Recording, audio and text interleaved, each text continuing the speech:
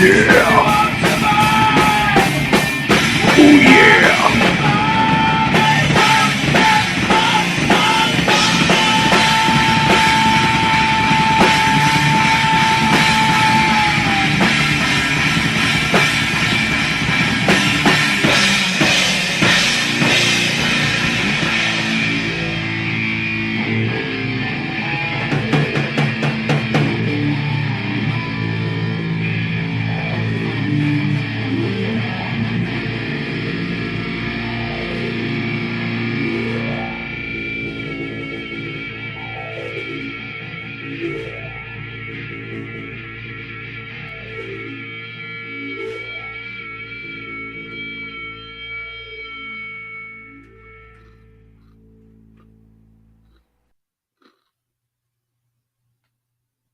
I was on a plane and I was seated next to two little girls that were flying alone from visiting their mom to go visit their dad.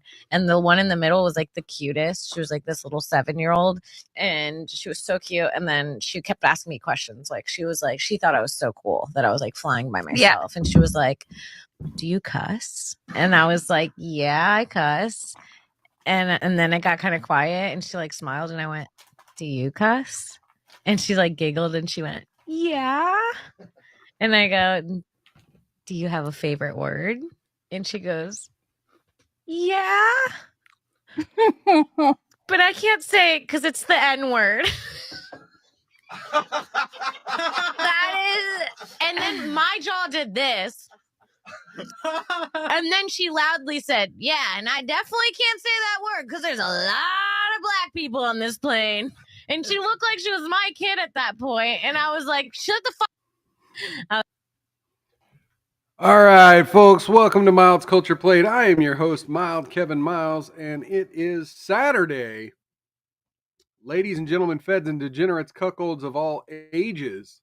It is Saturday, August 9th, 2025, and you are locked into Miles Culture Plate for at least an hour of news and entertainment. And we are going to get this party started. All right, let's do this. Let's go over to East Harlem for our first story. By the way, cheers and welcome to Kevin and ABQ over on Rumble. Good seeing you. Thank you for stopping by. Folks, go ahead and jump into the chat and I'll give you a toast, play you a sound effect. Let's go to Jurassic Park for Kevin here. Welcome to Jurassic Park.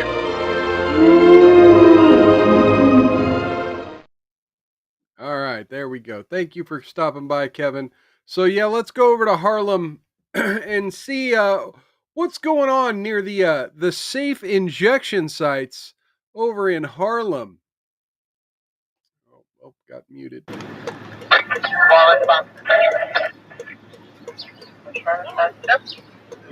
We got overdose awareness day mural here. And we got a nice safe injection site, a grocery store. Station 59, I was just about to call RCC. Can you please put out full for Henry equipment stretcher? We're having an issue with the power load on there. Okay. That was nothing. But here's the news article. Safe injection site brings daytime sex to Harlem. I'm getting my own porno show. So as you can see here, the controversial taxpayer-funded safe injection site has reached a depraved new low, with addicts so zonked out they routinely have sex in broad daylight, often at the doorstep of neighbors forced to endure the X-rated free-for-all. The Post witnessed the madness firsthand near On Point's East Harlem headquarters on a recent Wednesday afternoon as a horn-dog pair were conjoined for 15 long minutes and kept going as pedestrians awkwardly walked past. Hey, we got Cyrene Pickle in the chat over on Rumble, and Still Not Banned here over on Rumble. Cheers and welcome to both of y'all. Got another couple of new sound effects here for you folks. Let's do a SpongeBob thank you for Cyrene Pickle. Thank you for your patronage. And then let's get a no, wait for still not banned here. No. Wait. All right, there we go. There you have it. Okay, so this guy was just doing his thing, just looking around, wasn't afraid of anything. I couldn't believe it. I could not believe it, said one eyewitness. The guy finished and he starts zipping his pants and walking away, and the woman was still bent over, wondering what was going on. Then after he got maybe 3 yards away, she said, hey, that's it. Come on. And then she pulled up her pants and ran behind him. Fun times.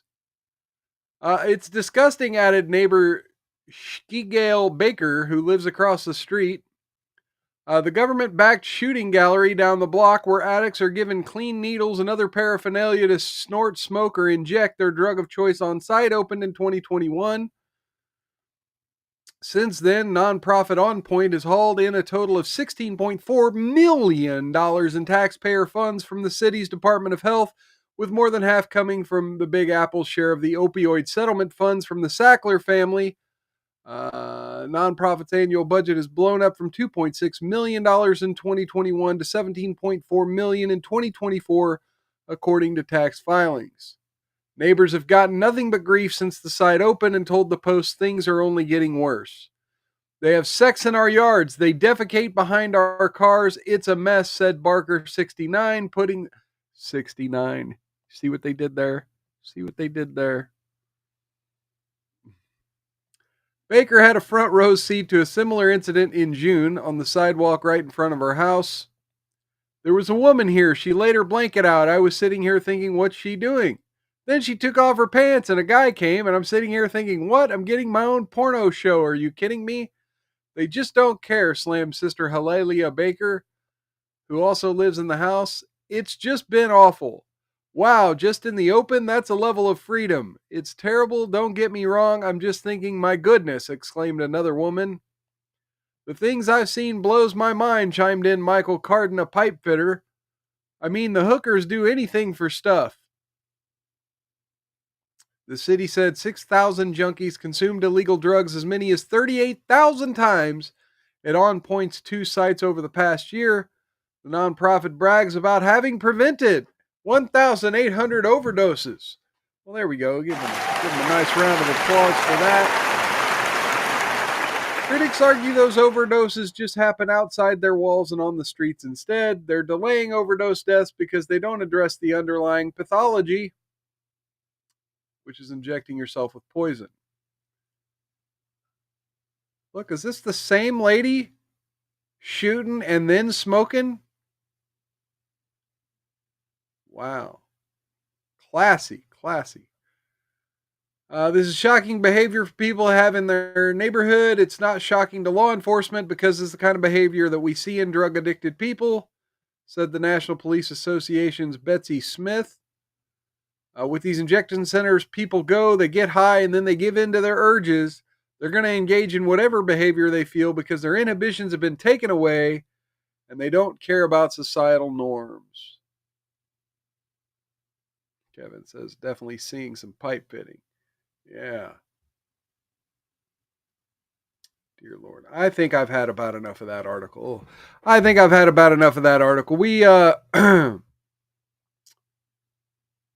We should move on. So we've had another mass shooting today, as officials say that there's a gunman who attacked the CDC may have had anti-COVID vaccine beliefs, I mean, come on. Come on, feds. You couldn't find better. Literally the same week that Bobby Kennedy Jr. announces they're trying to get rid of mRNA vaccines. Oh yeah, now we got to have an anti-COVID vaccine nut job shoot up the CDC. Okay, here we go. Officer David Rose, who graduated the police academy in March, died in the hospital after he was wounded and no civilians were injured. Officials told U.S. media on Saturday they were looking into the theory that the suspect, Patrick Joseph White, was ill or thought he was ill from a COVID vaccine. White died in the incident. So that makes more sense. The CDC, which tracks outbreaks of illness in the U.S., played a central role during the pandemic. Officer Rose is a former Marine who served in Afghanistan. DeKalb County official Lorraine Cochran Johnson said, "This evening there was a wife without a husband. There are 3 children, 1 unborn without a father." Media reports suggest the gunman's father had called the police on the day of the shooting, believing his son was suicidal. A neighbor of White told the Atlanta Journal that the suspect had mentioned to her repeatedly that he distrusted COVID-19 vaccines. Nancy Holst, who lives across the street from the White family in the Atlanta suburb of Kennesaw, told the newspaper he was very unsettled and he very deeply believed that vaccines hurt him and were hurting other people. He emphatically believed that. A neighbor who spoke to CBS said that the suspect was very skinny and adamant that the COVID vaccine made him sick. His beliefs were core to who he became, she added. CDC Director Sue Monterez said that the center was heartbroken by the attack. DeKalb County Police, CDC Security, and Emory University responded immediately and decisively, helping to prevent further harm to our staff and community, she wrote in a post on X. In a press briefing on Friday, police said they became aware of a report of an active shooter, I guess this was yesterday. Okay, officers from multiple agencies responded. CDC campus received a number of rounds of gunfire into its buildings. Police said they found the shooter struck by gunfire, but could not specify whether it was law enforcement or self-inflicted. Bobby Kennedy Jr. issued a statement saying the agency was deeply saddened. let me do the see if I could do the impression here. We know how shaken our public health colleagues feel today. No one should face violence while working to protect the health of others, said Kennedy. He previously expressed doubts about the side effects of vaccines, especially COVID vaccines, and has been accused of spreading misinformation. Some former CDC employees, the rest of this is bullshit. That's all the important information, and I just closed the link for the next. There we go. Okay, in other shooting news, other bang bang news, we have a Times Square shooting that leaves 3 hurt and a suspect in custody.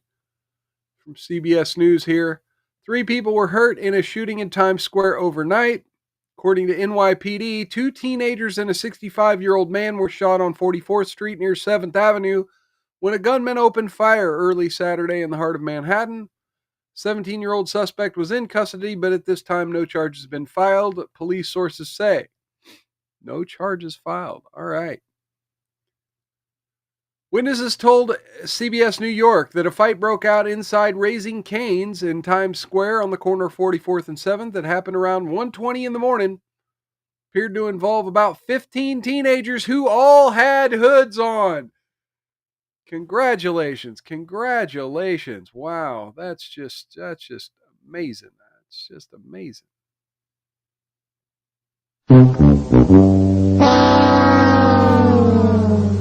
Said some of the teenagers asked her friend for $2, but she told them she didn't have any money. And then as we're waiting to get our food, they all run out and stuff, and they're just like fighting. The witness, Agnes Rodriguez, said. The witness said they heard 3 gunshots after the brawl spilled outside. We literally thought it was fake. We thought it was like firecrackers or fireworks. We didn't believe it, one witness said. Officers at a nearby post also heard gunshots and responded. There was a short pursuit, and a suspect was caught a block away. 19-year-old man shot in the foot. An 18-year-old woman from Maryland suffered a graze to the neck. And a 65-year-old man from New Jersey was shot in the leg, according to police, all hospitalized in stable condition. Police said that the 19-year-old was the gunman's target, but the other 2 innocent bystanders were the victim. Oh, my Lord. Investigators said the shooting occurred after the suspect got into an argument with the older teen and that a gun was recovered from the scene. Police said it was not immediately clear if the suspect and victims knew each other. They knew each other. And here you go. Here's the line of the article right here. Times Square is one of New York's gun-free zones, created in 2022 under a sweeping state law that bans firearms in sensitive locations. Thank you, CBS News New York. And thank you to the state of New York for creating these wonderful gun-free zones that are not gun-free at fucking all,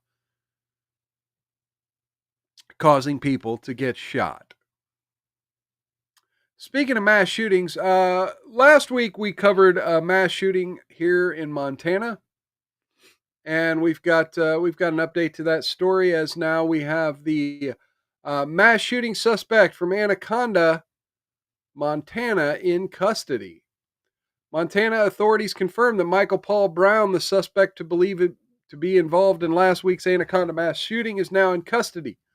According to a press release from the Attorney General's office at approximately 2 p.m. Friday, authorities apprehended and arrested Michael Paul Brown near the search area. He's now in custody of Anaconda Deer Lodge County authorities. Lee Johnson, an administrator of the Montana Division of Criminal Investigation, said that the teams found Brown at a structure near Ranch Bar and that he looked to be in pretty good shape physically. He was communicative and able to identify himself. Johnson said Brown was taken to a hospital for treatment and medically cleared. All right. So, yeah.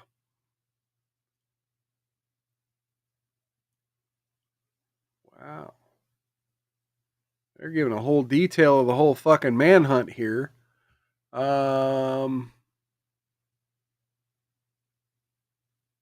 Eric Hempstead, who owns the Branch Bar, described an intense law enforcement presence that involved the search dogs and drones.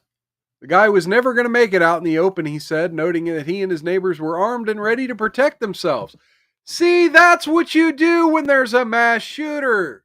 You don't create a gun-free zone. Oh my God. See, now that's intelligence. New York City, please learn something from Montana here. Attorney General Knudsen released the following statement. I'm proud of the unrelenting law enforcement effort to find and arrest Michael Paul Brown.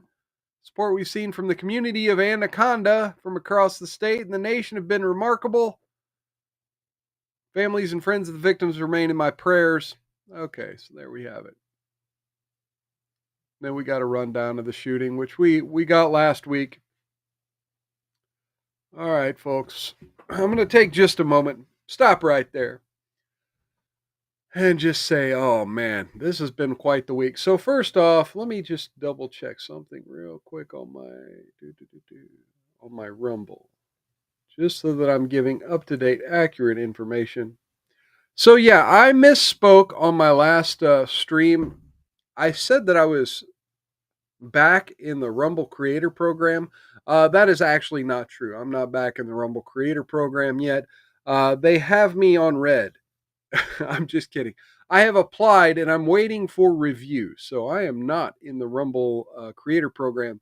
But go ahead and hit that thumbs up anyway. Try to help me in the algorithm anyway. Maybe that'll persuade them in some way, shape, or form to give me that approval.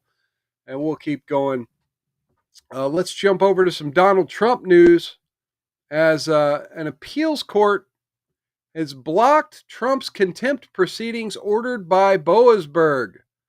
2-1 ruling in Trump's favor will likely go to the full court for review or be appealed directly to the Supreme Court. D.C. Court of Appeals for the D.C. Circuit ruled 2-1 Friday that Boasberg cannot move forward with contempt proceedings against the Trump administration. The case involves a violation of an emergency court order blocking the administration from using a 1798 law to summarily deport hundreds of Venezuelan migrants to El Salvador. Judge Gregory Katsas and Naomi Rao, 2 Trump appointees, both sided with Trump. Judge Nina Pilliard, an Obama appointee, dissented. The 2-1 ruling, certain to be appealed to the full court to be heard in bank, where the Democrat majority bench is seen to be more favorable to the plaintiffs, or directly to the Supreme Court for review. The district court here was placed in an enormously difficult position, Katsas said Friday. Faced with an emergency situation, it had to digest and rule upon novel and complex issues within a matter of hours. In that context, the court quite understandably issued a written order that contained ambiguity. Katsas noted that appellate court ruling does not center on the lawfulness of Trump's Alien Enemies Act removals. When officials invoked the 1798 law to send more than 250 Venezuelan nationals to CCOT, the maximum security prison in El Salvador. Nor may we decide on the government's aggressive implementation of the presidential proclamation warrants praise or criticism as a policy matter, he said. Perhaps it should warrant more careful judicial scrutiny in the future, perhaps it already has. Regardless, the government's initial implementation of the proclamation clearly, indisputably, was not criminal. So there you have it.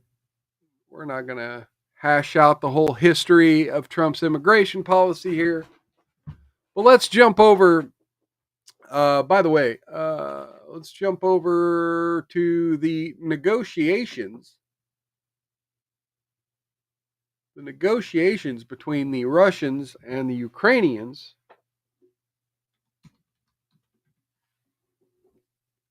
As Zelensky has rejected ceding Ukrainian territory and says that Kyiv must be a part of the negotiations. The Trump meeting is scheduled for Friday in Alaska. Vladimir Zelensky on Saturday rejected the idea that his country would give up any land to end the war with Russia after the U.S. president suggested a peace deal could include some swapping of territory. Zelensky said Ukraine, quote, will not give Russia any awards for what it has done, and Ukrainians will not give their land to their occupier. The remarks came after Trump said Friday he would meet with Vladimir Putin, even after Putin would not meet with Zelensky. The Trump-Putin meeting scheduled for Friday in Alaska is seen as a breakthrough in the more than 3-year war. Zelensky dismissed the summit, warning that any negotiations to end must include Kyiv. Any decisions that are without the Ukraine are at the same time decisions against the peace. They will not bring anything. These are dead decisions. They will never work, he said.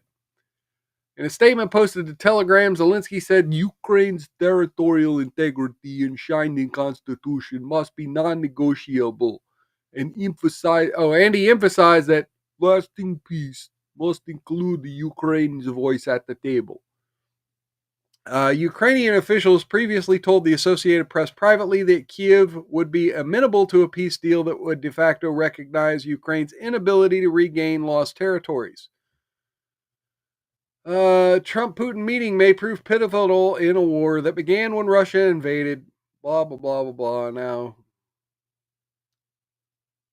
it seemed entirely logical for our delegation to fly across the Bering Strait simply and for such an important and anticipated summit of the leaders of the two countries to be held in Alaska, said Putin's foreign affairs advisor Yuri Ushakov Saturday in a statement to Kremlin news channel. In his comments at the White House Friday, Trump gave no details on the swapping of territories. Analysts, some close to the Kremlin, have suggested that Russia could offer to give up territory it controls outside of the 4 regions it has annexed. So I'm not going to read this whole thing. But we got the gist of the story by now, right, folks? We've got the gist of the story. Yeah, of course, neither side wants to claim they're losing. And, you know, hey, Trump's got to make a deal. Trump's got to make a deal. He's got to at least try a peace negotiation with Russia. All right, let's head to Houston. We have all kinds of leftists all over the internets proclaiming this is a win. Hey, we got Sanglan86 in the chat over on Rumble. Cheers and welcome, my friend. Good seeing you. Good having you in. Let's see what we got for you here in the sound effects.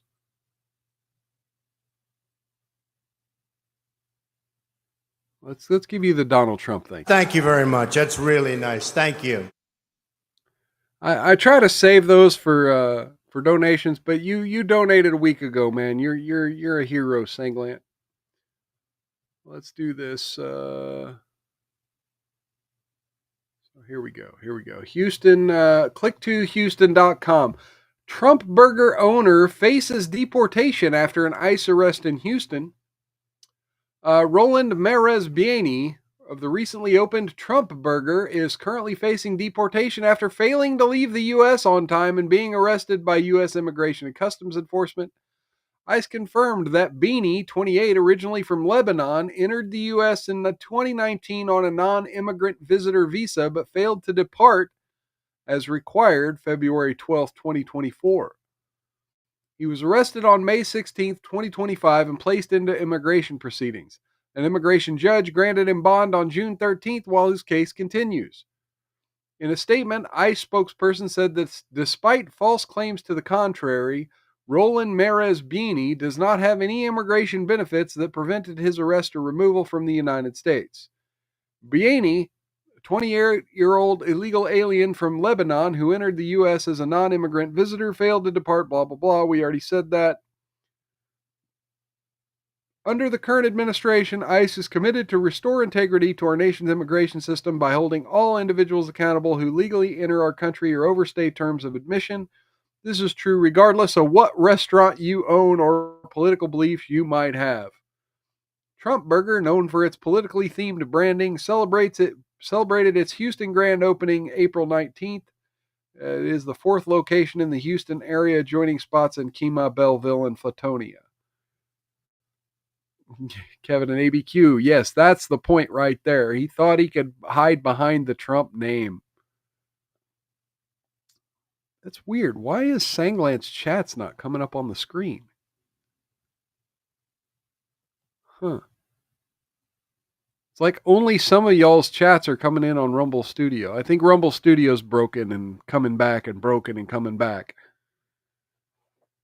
Yeah, I mean, that's really what it is, just because the guy works at a place branded for Trump in Texas, of all places, doesn't mean A doesn't mean he was a Trump supporter, or B doesn't mean he didn't know he was an illegal migrant. Cyrene Pickle says, how did an illegal get enough money to open a business? Well, isn't that the $100 million question? Especially in Texas. Probably a good federal government grant, or at least a good federal government tax break. Okay, and in our last Trump-related topic, I'm not going to click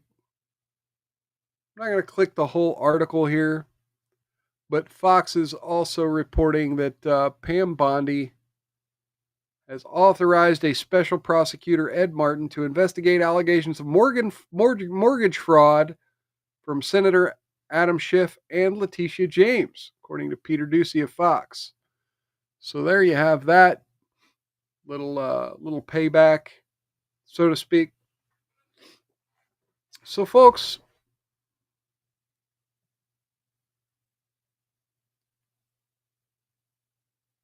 it says the Ricada Loan Program. All right. So, folks, there have been a slew of leftist TikTok type videos of people talking about this next issue. And look, I've made fun of them on this show before. And I watched Salty Cracker this past week do a whole live stream, and it really, he made a good point, and it got me thinking about the current issue with student loans. And we've got a couple videos to play, and it's really got me re-examining this issue. And now, mind you, I'm not for forgiveness at all. But we are about to face a serious crisis in this country of financial magnitudes that I don't think this country can handle on several levels. And so, speaking of loan of Ricada loan programs, there, Sanglant, let's look and see what this young lady got herself into, and see who's to blame here. I'm just going to put this out in the TikTok world. I'm a little bit frustrated. This is regarding student loans. If you don't give a crap about student loans, you can just be on your way. I have been paying on my student loan since 2008. I have never been delinquent. I have never missed a payment, and I've always made the payment that is requested, and even I've made additional payments or sometimes more than my payment. Okay. I have been in the forgiveness plan since 2008. Now, when I graduated college with my degree in education, I left with a little under 28. Okay, so from what I understand, the forgiveness plan she's talking about is a 20-year plan. So that would make her potentially eligible for forgiveness in 2028 if Trump doesn't completely remove the forgiveness plan. $1,000 in student loans. I, to date, have paid $37,000 back to my student loans since 2008, but I still owe like $58,000. The math isn't mathing. I'm not great at math, but the math isn't mathing there. So I've actually paid off my student loans. I was rolled over. Okay, well, you haven't paid off your student loans. You have an insane interest rate that you didn't pay attention to when you signed up because you were an 18-year-old who didn't know about such things, but... to the SAVE plan. And if you aren't aware... SAVE plan. SAVE plan currently is in litigation, and it has been in forbearance, which means that you do not have to make any payments. You don't have to make payments, there's no interest accruing. However, our lovely government has now decided that starting August 1st, less than 30 days notice, interest is going to start accruing on your student loans. Yep. So yes, think about that. Your loan is in forbearance. It's in the middle of litigation lawsuits. You aren't required to make payments, but now interest is going to accrue, which means it's just basically going to drive up your balance. So you should make. Can you make payments towards just the interest? Yes, of course you can. No, don't do that. But I've been seeing a lot on TikTok. People are like, you need to find. If you have one of these loans, just make the fucking payments. Like, seriously, do whatever you have to do. Sell your butthole if you have to. Make the fucking payment. Don't just pay the interest. You need to pay some principal. A way to get out of the SAVE plan. Okay, let's go see. I applied back in January and was told I wasn't eligible. They would then consider me for some other type of plan. Okay, well, here it is, July 10th. Okay, but you were told you weren't eligible. I contacted my servicer, Advantage, and they said they don't know. They directed me back to the studentaid.gov, and because it's been more than 6 months. But why weren't you eligible? See, there's a lot of information here we're not hearing. They told me to submit an application. Working on my said application, it now tells me my repayment plan option. Yes, my payments are going to double, and I'm looking at about $900 a month. Yes, I guess. Many such cases. I keep hearing this over and over again. The problem I have with this is, as of today, in the SAVE plan, my forgiveness is now January of 2028. Yep. Prior to the litigation and everything going in forbearance, my forgiveness was January of 2027. Yep. I still make payments, even though I'm not required, and those payments do not count towards my payoff. Yep. They're just payments. If I opt, according to the studentaid.gov, well, you if said, I opt to go into you said the you made extra only payment plan, did you select on I'm the given payment for them to go toward the principal? My student loan forgiveness starts over. According to this, it says I will now start again for 25 years. So 300 months, which means my forgiveness now would take effect of May of 2032. I just missed what the hell she said. Make this make sense. Why is it? For 25 years. Why is it? Those payments do not count towards my payoff. They're just payments. 5-minute video and I missed out. According to the studentaid.gov, if I opt to go into the only payment plan I am given, my student loan forgiveness starts over. According to this. Oh, shit. Well, it looks like there, you need to just pay the $900 that you were quoted the first time instead of trying to get it recertified. Do I just sit in the save plan and pay the interest until the government, who has already said they're getting rid of the save plan, and then I get forced into something else? But then I lose my forgiveness? Like, see, do you see the chat on the screen not keeping up with what's in the actual chat? Sangland said banks shouldn't be allowed to market student loans as student aid. And then Kevin and ABQ said, if you must go to college, go to a state school and don't borrow extra. And then Sangland said, and start in a local college with transferable credits. And Cyrene Pickle said, I paid off my student loans in less than 2 years. You know, all of those things just assumes multiple things. And I'll get to that in just a minute.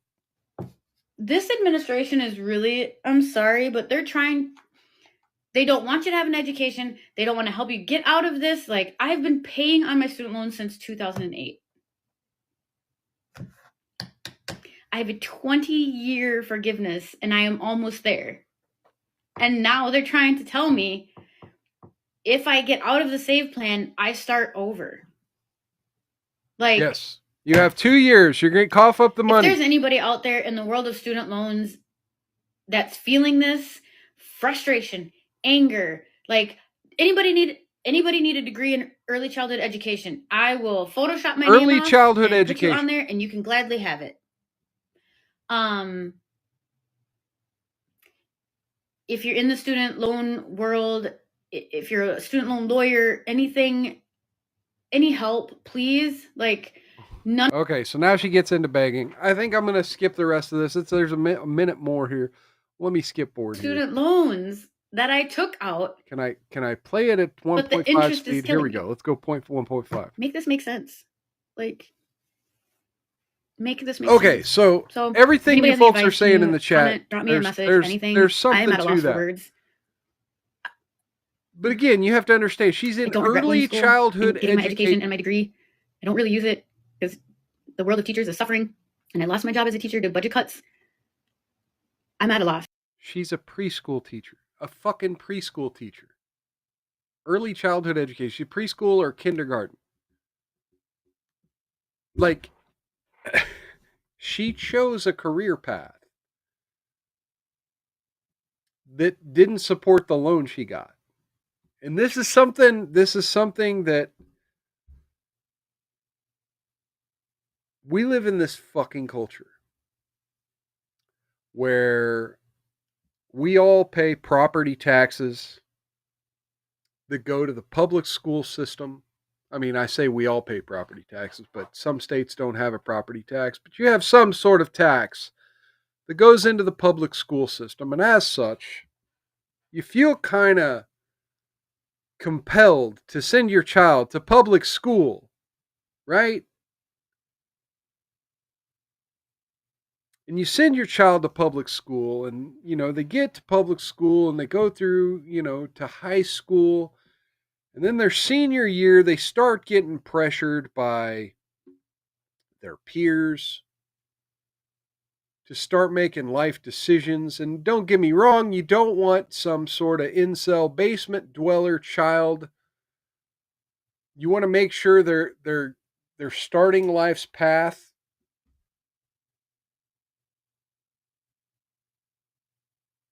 So then they go to school and they meet with these school counselors, these guidance counselors, who talk to them about their options for secondary education.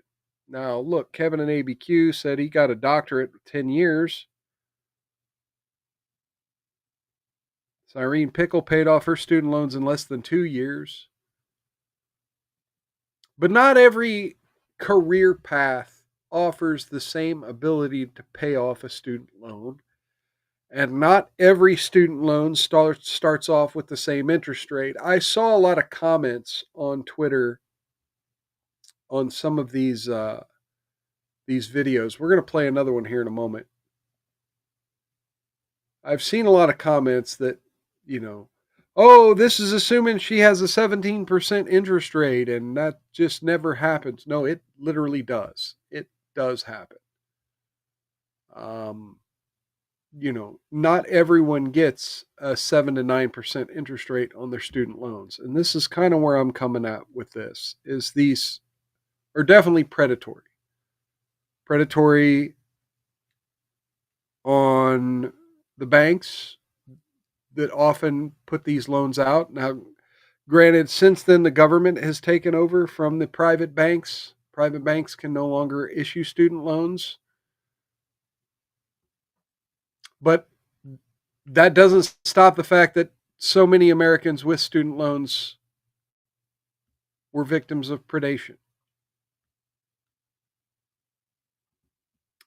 Cyrene Pickles got the right idea. Live on a super tight budget to try to pay it off as fast as possible. Well, yeah, but that's, again, assuming that the jobs are there.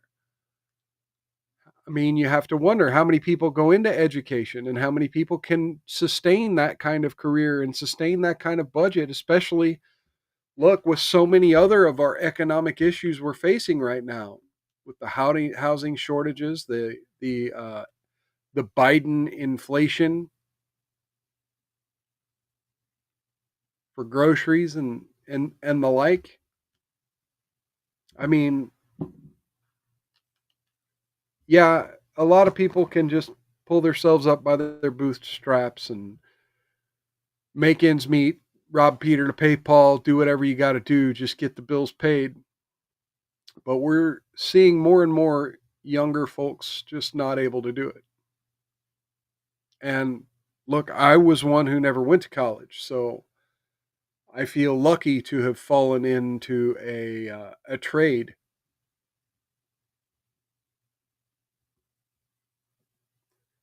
Still not banned here, says giant mess loans and education. Yeah. Let's see what this chick's got here. So I have a couple of ideas here, and we really need to be talking more about this issue society-wide, because yeah, it's one thing if it was literally just some people who weren't paying their loans crying. But now I'm finding more and more that the problem isn't that people aren't paying their loans. It's that people who have been paying their loans forever haven't been paying enough toward the interest and are facing these ever-changing policies. Yeah, Sangling A6, people who were talked into jobless majors, they should be suing universities and not in a class action.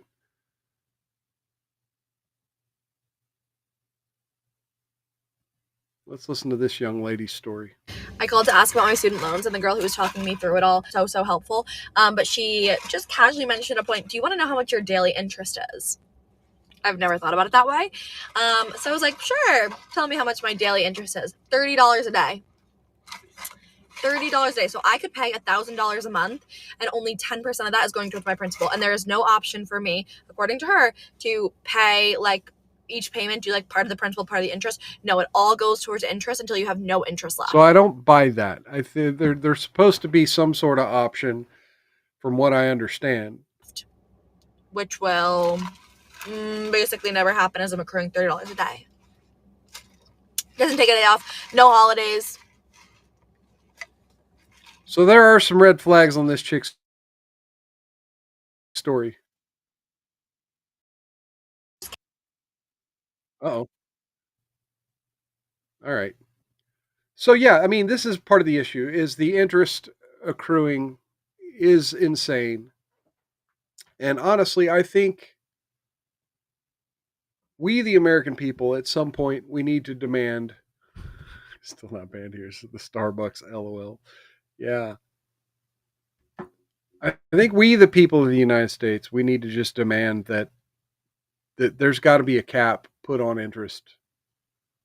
Now, you can charge me whatever percent you want and let it just build and build and build, but interest should never be 200% of the original principal of a loan. You should not have to owe the bank twice as much as your new car, new house, new loan, whatever was originally appraised for. I mean, that's kind of half the point of a loan, right? Is if you default on a car loan, they'll repossess it. If you default on a house, you go into foreclosure and the bank takes control of it. They have some sort of collateral. And then you take the hit on your credit score. Well, if you still have to take the hit on your credit score, then at the very least, it needs to be capped. I would vote capped at 75%. But this idea, you could get a student loan, be put into things like forbearance or a payment plan, and just a government approved payment plan at that. Like the government has said, look, you have an income-based reason to pay a lower payment per month, but we're going to extend your interest out. Okay, boom. But we're going to cap that at 70% of your original loan. So that way you're only paying 170% of the original cost of your education. I think that's only fair. I think that's something we should be working toward. But again, we have idiotic banking policies. Yeah, Sangland, a new car won't cover the loan after you drive it home now. Yeah. Yeah, you get in a wreck, you're going to have gap insurance. You got to have that gap insurance. All right, folks, let's do this. Let's jump over to some viral videos, and we're going to get into another debate here in a minute. But you know, we've got to hold these fucking bankers and these universities accountable for the ways in which our entire culture had made secondary education so important. And then, selling these kids that they could get a, $100,000 a year career in feminist dance theory and shit. All right, so let's go. Last weekend, or maybe it was some day through the week, Neil deGrasse Tyson, also, as I like to call him, Neil deStraw Tyson, was on CBS Mornings. And, normally Neil deGrasse Tyson, to me, a lot of times sounds like the dumbest person in the room. Like he'll be talking about something as if it should blow your mind, and it's the most basic bitch shit, right? And I'm like, that just sounds stupid to me. So I call him Neil deStraw Tyson because half the time he's talking about something, it's a straw man. But for once, I found a clip. We saw a clip this week, and shout out to Western Lensman for clipping. I saw this clip on like 6 different channels, but Western Lensman over on X clipped the relevant portion where we didn't have to watch a whole 5-minute segment, and we didn't have like the last 10 seconds of this. We saw the exactly relevant parts here, thanks to Western Lensman here. So let's check this out here. Want you to hear what this and by the way, this is the where I got the title of the stream from, is this clip here. We're going to see what this CBS host has to say about the idea of colonizing the moon. But if we want to keep growing a population, or if we want to live forever, all right, we're going to need another planet. So is that the moon? Because I don't want to live on the moon. Right? Is it okay? He doesn't want to live on the moon, but he's like, hey, what are we doing? We going to get it? Is this a good plan? Is this a smart plan? Should we be building these nuclear reactors on the moon? Should we start terraforming the moon? What's the idea? What's the good plan? And let's hear what this CBS morning host has to say about, well, one reason why we probably shouldn't. Here we go. Will it serve as a functional life source eventually for human beings? And B, okay, here's B. You got to listen to B. B is the stuff here. We know how the age of colonialism worked on this planet. Should we be trying to colonize and saying that there's a keep out zone that not other countries can participate in? We knew how colonization went on this planet, and therefore, should we have a keep-away zone on the fucking moon? You heard that correctly. He's comparing colonizing the moon to the displacement of the original inhabitants of Western lands. Well, the real problem with the colonization history in Western civilization is that there were people already there. Right? There are no moon beings that were displaced. And Neil deGrasse Man Tyson, exactly. There are no moon beings. As far as we know. That we know of. Yeah. As far as we know. But if we want, Okay, so there you have it, man. That's just insane. I mean, come on, CBS. When you make Neil deGrasse Man Tyson look like the smartest person in the room, that's pretty fucking sad. Another interesting interview that's going viral today is Jimmy Kimmel was on a podcast with his ex-girlfriend, Mr. Sarah Silverman, and had some interesting things to say about his citizenship. So let's hear this little clip. A lot of people I know are thinking about where they can get citizenship, and I do have a. So this is Trump derangement. This is Trump derangement. Trump is so insane and things are so bad in the United States, we got to move to another country. Where can we get citizenship at? So let's hear it. A lot of people I know are thinking about where they can get citizenship, and I do have Italian. I did get Italian citizenship. You do? I do. That's amazing. Oh, now she's rethinking her choices in life. Like, oh, let me move to Italy with you. Let me go. I do have that. And what's going on is Paisan Kimmel. Paisan Kimmel. Hey. As bad as you thought it was going to be. Way worse. It's so much worse. It's just unbelievable. Like, I feel like it's probably even worse than he would like it to be. What?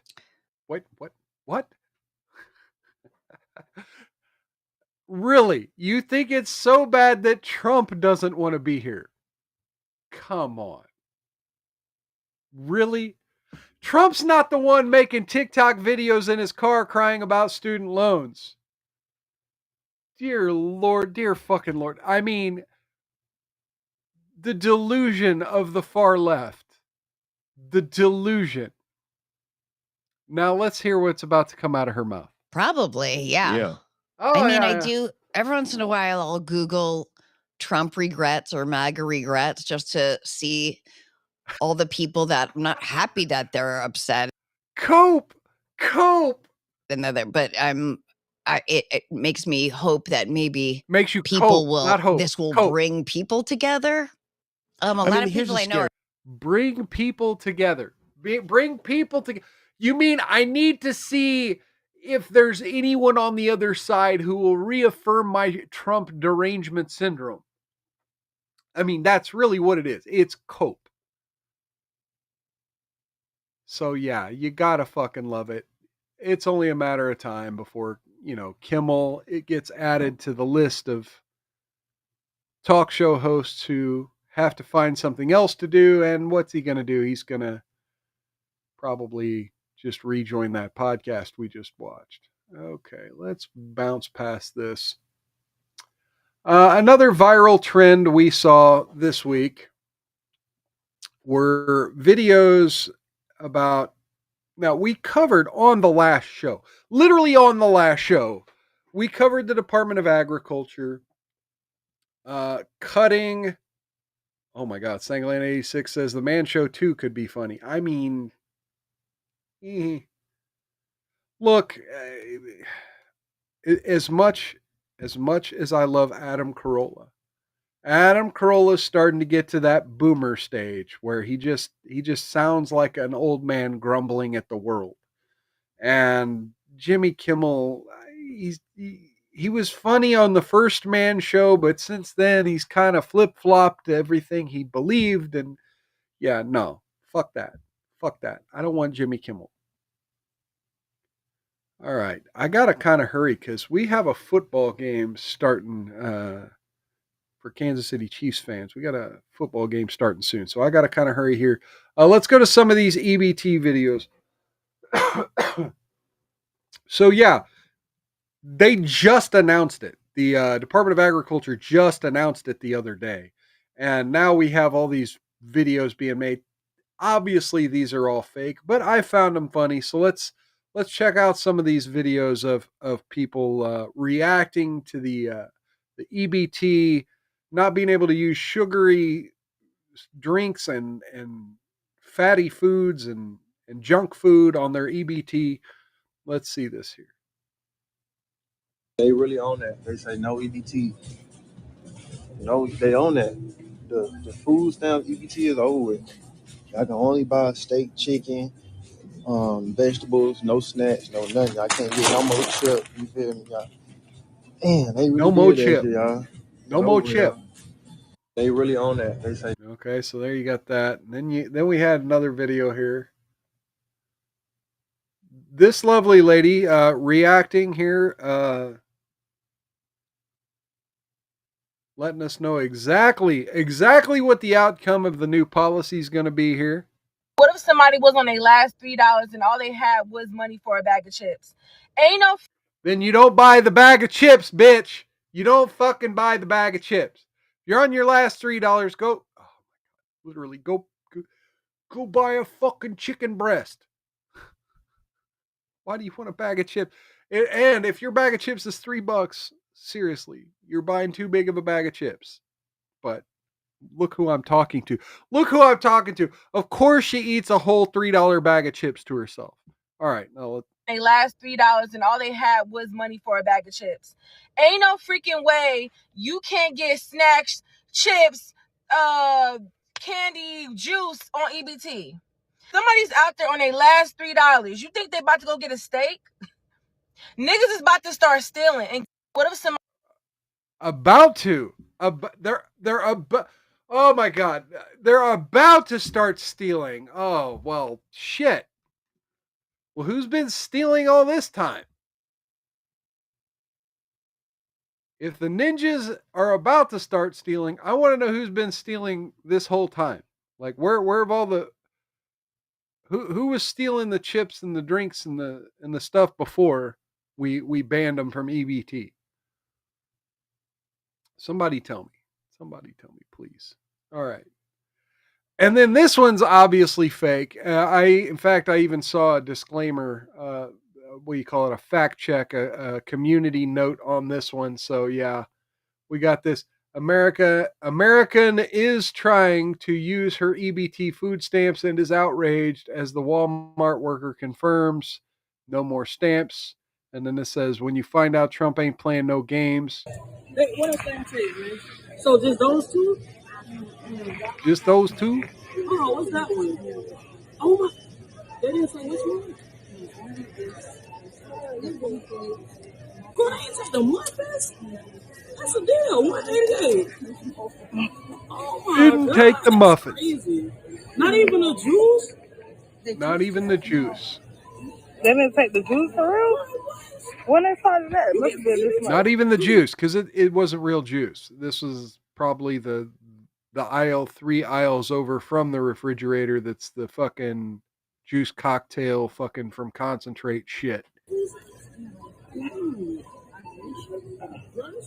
But again, it's fake, so I don't know. We'll have to find out if juice is on the list or not. Oh, what's the matter? Girl, did they take the Reese's? It didn't take the Reese's? See, that again, that's another way you know it's fake is, I can understand it didn't take the juice. I could kind of understand that. But then, okay, it didn't take the juice, but man, the Reese's has to be healthy, right? Juice, y'all take the juices on. The green juice. No. Green juice. The Reese, they didn't take green juice. It was green apple or either green apple or watermelon flavored punch. Look, that's what it was. Maybe cut the light off. All right. Anyway, it's enough of that. So yeah, now you have basically grifters grifting off of the recent situation with EBT. All right. Real quick, I want to just kind of touch this story and then we'll go to Love Don't Judge. I'm skipping like two other stories that are bullshit. They're just there for the laughs, so I'm just going to move on past them. We had in fact, I'll drive by these stories real quick. We had a lady with 2 vaginas talking about how much money she's getting. That's a story kind of close to my heart for the lulz, because I've always said, I wanted to try out a woman with 2 vaginas, just see what it's like. Anyway, and then we had a diversity officer in the UK saying, "Go back to your country, you bloody Indians." So yeah, you got those fun things.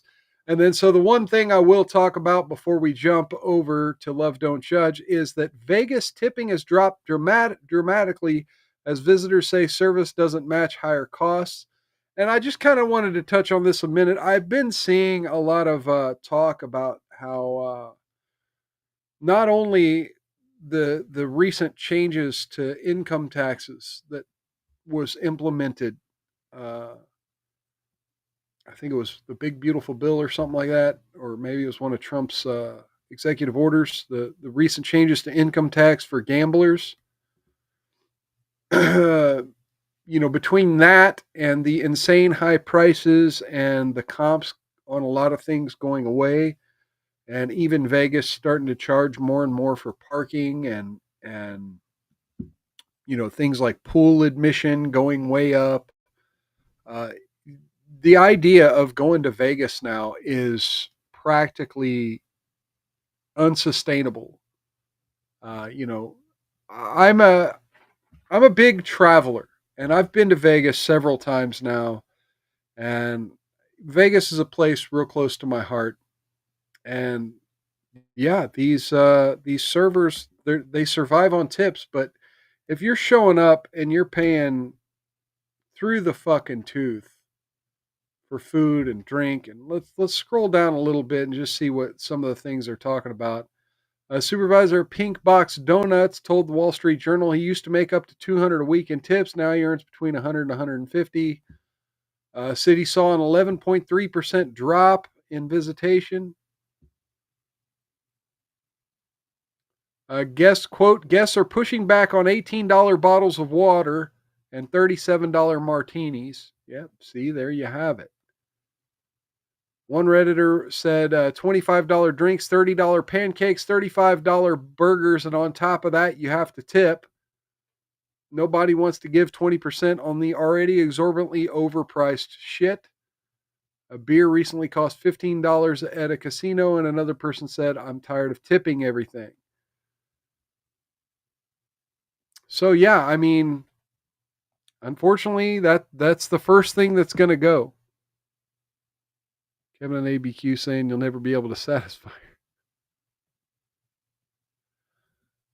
So real quick before I move on, I'm thinking about starting a channel, another Rumble channel, where I might just do like a once a month, like shorter video or live stream, like an uploaded video or live stream where I talk about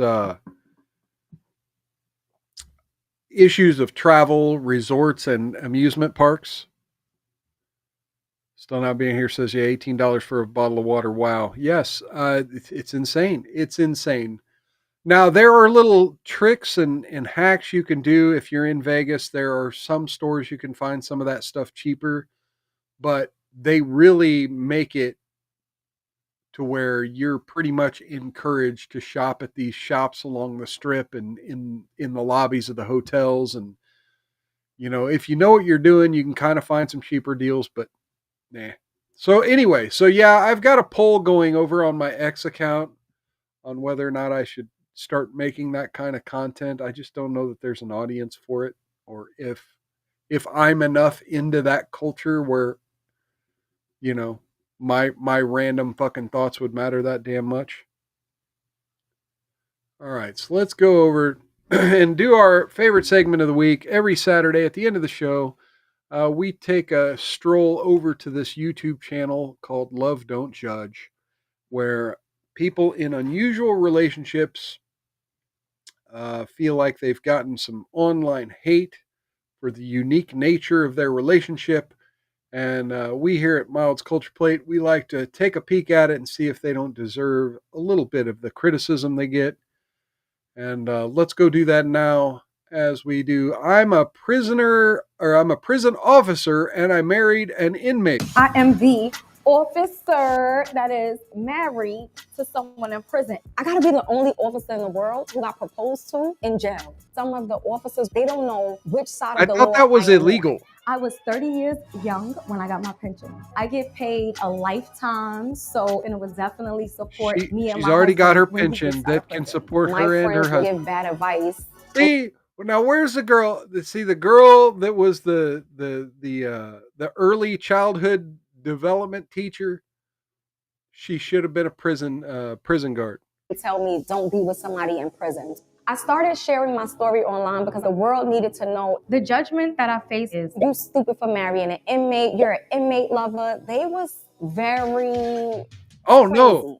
Oh no, you're an inmate lover. Oh my Lord. Every weekend.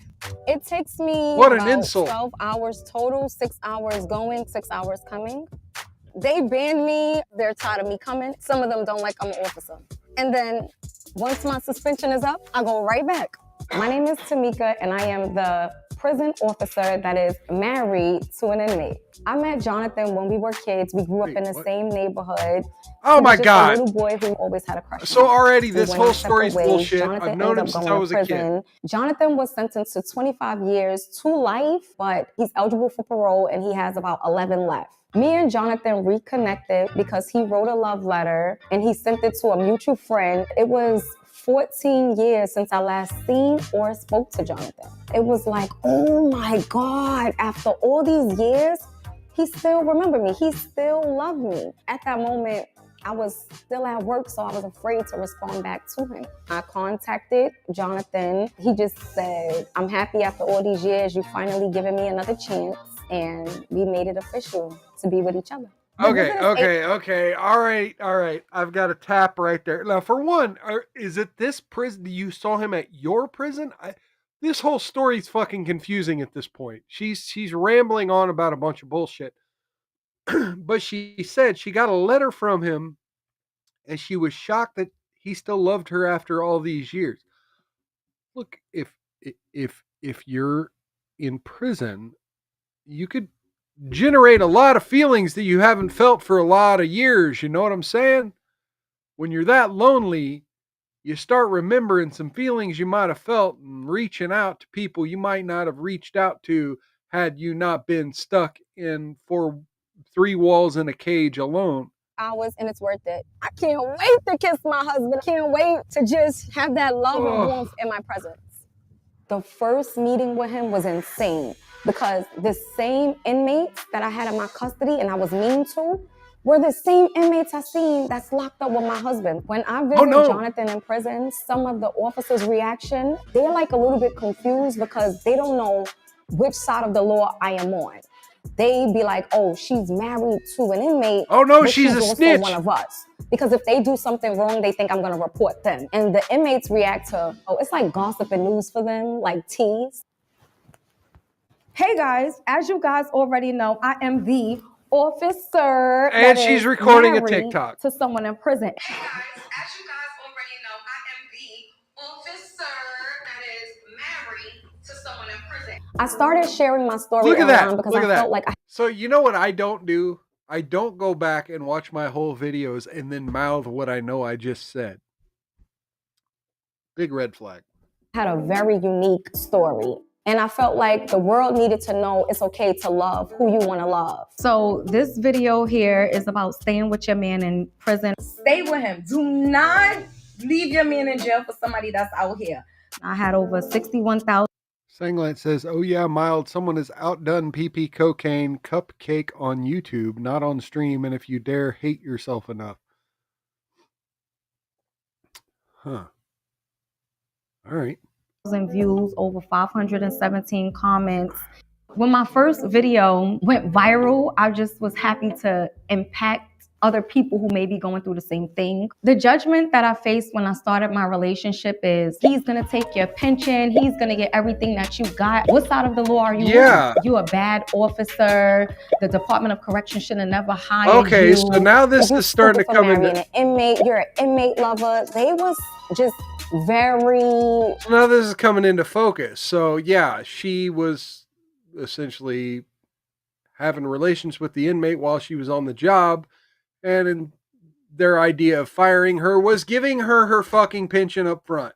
Friends, because my friends would judge me, and they will also give bad advice and tell me don't be with somebody in prison. Yes, I respond. That's not bad advice. That's the best advice you could have taken, and you didn't fucking take it, you dumb bitch. Sometimes, very seldom though, I would just put an emoji like a bird in the brain and call them a bird brain. Some of the comments I received online was, I know your officers hate you. That's dope though. You married your soulmate. That's right. Fight for your husband. Hearing comments from people who say I helped them with my story makes me feel like I made the right choice as being an officer and married to someone in prison. Like I did what I was supposed to do. Can you tell us how Jonathan proposed? I want to show y'all the picture because I got the picture. This is Jonathan actually proposing to me in jail. Like, I gotta be the only officer in the world who got proposed to in jail. This is us getting married. Oh my God. Jonathan write me at least like 10 times in a day. Like half of this is letter fake, said, and the hey, other my half crush, is overacted. You got me feeling like a kid all over again. Mwah, and sent me some kisses. When I was an officer, I definitely had a different view on prison relationships. I honestly thought all girls are stupid for coming to a jail, crying over a man that can't even take them to a restaurant to eat. I thought their self-esteem was low, but obviously that's not the case. When I visit Jonathan, we don't really get any privacy because, again, I'm an officer and I'm coming to a facility. Always surveillance cameras and officers sitting us right in front of their desks. It's not tough because we make it work. We're still gonna hug each other. He probably still gonna give me some hickeys. I started the Department of Corrections in 2015. That job was very tough. You are around some of the worst criminals in the city of New York all day. They call you names at times. Your coworkers are just as foul as the inmates. So you're in an environment where you don't know who to trust. I decided to leave because I seen a lot of injustice go on. This is what correction officers wear on duty to work. We use a snap tie so that we don't get choked. This is our badge that we must wear. These are the signs that I made. That's me and my husband in prison. This is our book that we wrote called Karma and Love. I use these signs to bring awareness to my husband's case, to injustice, to the system, and just to my experience as being an officer and married to someone in prison. I absolutely do not miss working in corrections because I got everything that there is to have. I got a pension and I'm able to love my husband. I worked at the Department of Corrections 5.5 years before I got my pension. I was 30 years young. I get paid a lifetime, so it would definitely support me and my husband when he gets out of prison. Oh, that's him. That's him. We're going. Oh no, here we go. Prepaid collect call from an incarcerated individual. Hello. Hey, what's going on? I love you. What's up, babe? How you doing? You gotta hang in there. You gotta continue to be strong. You gotta keep your head up and know, like, there's nothing you can't overcome that we can't overcome together. What's something you really want to do when you come home together as husband and wife? A vacation. I just want to bathtub. I just want to sit in the bathtub and get all this shit. He wants to sit in a bathtub. Oh, you want to get in the tub? Yeah, I want some good fried chicken. Oh no, I can't. He said fried chicken. I can't. I gotta stop. He said he wants fried chicken. He wants out of prison so he can have some fried chicken in a bathtub. So, Jonathan, how did you feel when you first met Tamika? I felt like a kid in Candyland. A kid waking up for Christmas. She let me see life in a different perspective. That it's okay to be loved. Don't give up. Thank you for being like so great to me, husband. Thank you for like believing in me to have Believing your in back. you. I love you too. I love you. I love you. I love you. How has Jonathan changed your life for the better? Ooh. Jonathan have changed my life for the better because he made me a wife, and I don't take that for granted. Okay, He's my I gotta greatest get blessing. now. Look, I gotta shout out this girl, right? Because too many women have no respect for their husband. This woman just wanted to be somebody's wife. To the people who judge me, look in the mirror. Go judge yourself. I do. I do. I judge myself, and I don't marry inmates. I mean, good luck, because you know how it is. This dude's gonna get out. He's gonna be institutionalized, right? His whole demeanor, his whole attitude is gonna be institutionalized. And her behavior is gonna have to change, right? He's gonna be jealous. He's not gonna approve of the social media usage. He's not going to approve of a lot of the things that she's accustomed to in her life, and she's going to have to change for him. And like I said, he's institutionalized. He's going to be used to living life a certain way. It's going to be an adjustment, and she's going to have to be a big part of that adjustment. Well, folks, that's going to do it for the week. I'm going to go ahead and start moving on out of here and try to catch a little bit of football before dinner. So folks, please take that thumb, click that thumb. If you're new here, please give me a follow or a subscribe, and then we'll do this pretty good.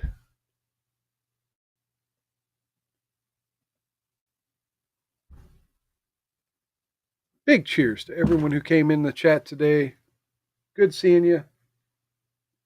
And another cheers to all of you who are watching either on demand or in the audio only. Cheers to you folks as well. Come on back and leave me a comment down in the comment section. Leave me something nice and nasty and twisted. Cheers to you folks. You can come on back here this Wednesday, 6 p.m. Central, same bat time, same bat channel for the next program. And I'm going to be continuing my Baldur's Gate 3 playthrough on Mondays at 5 p.m. Central. You can find those times once again over on my my X account, all the social media down in the description below. Feel free to follow me on all those social media platforms. And let's see, I think I'll send y'all the handy news today. And we'll go ahead and wrap this up. So yeah, catch you folks next time. Still Not Been Here says thanks for the show. Not feeling well. Good to see y'all. And Sanglet says see ya. Yeah, sorry you're not feeling well. Still Not Banned here. Always good seeing you. Thank you for coming. All right, so let's go ahead and get the raid ready. And for the rest of you folks, take care of yourselves. Take care of one another. Outlast those haters. Don't get any on you. And if you do, rub that shit in real good. I'll see you next time on Mild's Culture Plate. Go Chiefs.